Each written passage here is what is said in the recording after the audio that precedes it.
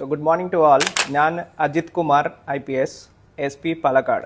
ഇന്ന ഒരു മെസ്സേജാണ് എല്ലാം കുട്ടികൾക്ക് പറയാൻ ഉദ്ദേശിക്കുന്നത്. ഇപ്പോൾ എക്സാമിനേഷനിൻ്റെ സമയമാണ് ഉള്ളത്. പല സ്കൂളുകളിൽ എക്സാമിനേഷൻ ആണ് നടക്കുന്നത്. ഈ എക്സാമിനേഷൻ ബന്ധപ്പെട്ട കുറച്ച് ചെറിയ ടെൻഷൻ ആണ് എടുക്കുന്നത്. എൻ്റെ ശ്രദ്ധയിലാണ് ഈ കാര്യം വന്നിരിക്കുന്നത്.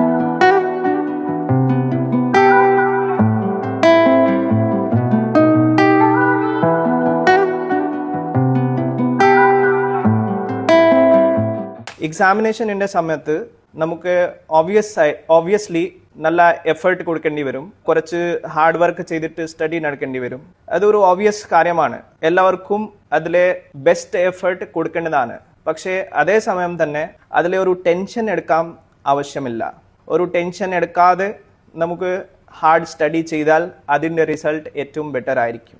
വിദ്യാർത്ഥികൾ മാർക്സ് കുറവ് വരും, മാർക്സ് കൂടുതൽ വരും, അത് ഒരുപാട് ചിന്ത കൂടി ആണ് എടുക്കാറുള്ളത്. എന്നെ സംബന്ധിച്ചാൽ അത് ഒരു വലിയ കാര്യമില്ല. മോസ്റ്റ് ഇമ്പോർട്ടൻ്റ് ആണ് നമ്മുടെ എഫേർട്ട്. നിങ്ങൾ എങ്ങനെയാണ് എഫേർട്ട് കൊടുക്കുന്നത്? നമ്മുടെ എഫേർട്ട് നമ്മുടെ ഭാഗത്ത് 100% എഫേർട്ട് ആണോ? അതാണ് പ്രധാനപ്പെട്ട ഇമ്പോർട്ടൻ്റ് ഉള്ളത്. ഞാൻ എൻ്റെ പേഴ്സണൽ എക്സ്പീരിയൻസ് ഇതിൽ പറയാം. ഞാൻ വിദ്യാർത്ഥിയാവുമ്പോൾ 10ാം ക്ലാസ്സിൽ 75% മാർക്സ് മാത്രമുള്ളത്. അത് കണ്ട് 12ാം ക്ലാസ്സിൽ പഠിക്കുമ്പോൾ എൻ്റെ പെർഫോമൻസ് കുറച്ചുകൂടി താഴത്ത് പോയി. 62%, 62% മാത്രം മാർക്സ് ആണ് എനിക്ക് കിട്ടിയിട്ടുള്ളത്. എൻ്റെ മാർക്ക് ഷീറ്റ് ഇവിടെയാണ് ഉള്ളത്, എല്ലാവർക്കും കാണാൻ പറ്റും. അത് കഴിഞ്ഞിട്ട് ഞാൻ എഞ്ചിനീയറിംഗ് കോളേജിലേക്ക് പോയി. അപ്പോൾ ഫസ്റ്റ് സെമസ്റ്ററിൻ്റെ എൻ്റെ മാർക്ക് ഷീറ്റ് ഞാൻ കാണിച്ചു തരാം. ഇതിൽ എല്ലാം CC CD അങ്ങനെയാണ് ഗ്രേഡ് ഉള്ളത്. First semester out of 10 score എനിക്ക് 7 മാത്രം കിട്ടിയിട്ടുള്ളൂ. അത് കഴിഞ്ഞിട്ട് ഞാൻ എൻ്റെ ഹാർഡ് വർക്ക് കുറച്ചുകൂടി ഇമ്പ്രൂവ് ചെയ്തു.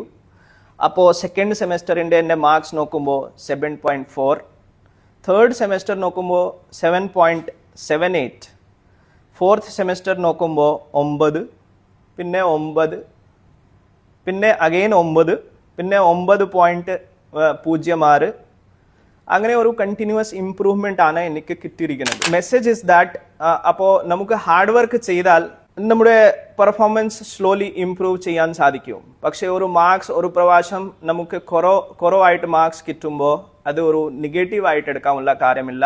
അതൊരു പോസിറ്റീവായിട്ട് എടുത്തിട്ട് നമുക്ക് ഭാവിയിൽ കുറച്ചുകൂടി എഫേർട്ട് കൂടുതൽ വെച്ചിട്ട് നമുക്ക് സെൽഫ് ഇംപ്രൂവ്മെൻറ്റ് 100% ചെയ്യാൻ പറ്റും. എൻ്റെ UPSC ജേർണി സംബന്ധിച്ചിട്ട് പറഞ്ഞാൽ ഞാൻ ഫസ്റ്റ് അറ്റംപ്റ്റ് കൊടുക്കുമ്പോൾ പ്രിലിംസ് തന്നെ ക്വാളിഫൈ ചെയ്യാൻ സാധിച്ചിട്ടില്ല. സെക്കൻഡ് അറ്റംപ്റ്റ് കൊടുക്കുമ്പോൾ മെയിൻസ് എക്സാമിനേഷൻ വരെ പോയി, പക്ഷേ അതിലും സക്സസ് കിട്ടിയിട്ടില്ല. തേർഡ് ടൈം മെയിൻസ് കഴിഞ്ഞിട്ട് ഇൻ്റർവ്യൂ വരെ വരാൻ പറ്റിയിട്ടില്ല. ഫോർത്ത് അറ്റംപ്റ്റിലാണ് എനിക്ക് സക്സസ് കിട്ടിയിരിക്കുന്നത്. അപ്പോൾ ഫെയിലിയർ ആൻഡ് സക്സസ് നമ്മുടെ ഈ ലൈഫിൻ്റെ ജീവിതത്തിൻ്റെ ഭാഗമാണ്. ഇത് നമുക്ക് പോസിറ്റീവായിട്ട് തന്നെ എടുത്തിട്ട് മുന്നോട്ട് പോകണം. കുട്ടികൾ പ്രത്യേകം ശ്രദ്ധിക്കുക. നിങ്ങൾക്ക് നിങ്ങളുടെ രക്ഷിതാക്കൾ വലിയ ലവ് ആണ് ഉള്ളത്, വലിയ സ്നേഹമാണ്. അത് എപ്പോഴും മനസ്സിൽ വെക്കണം. Whatever they say, don't get disheartened. It is for your benefit only.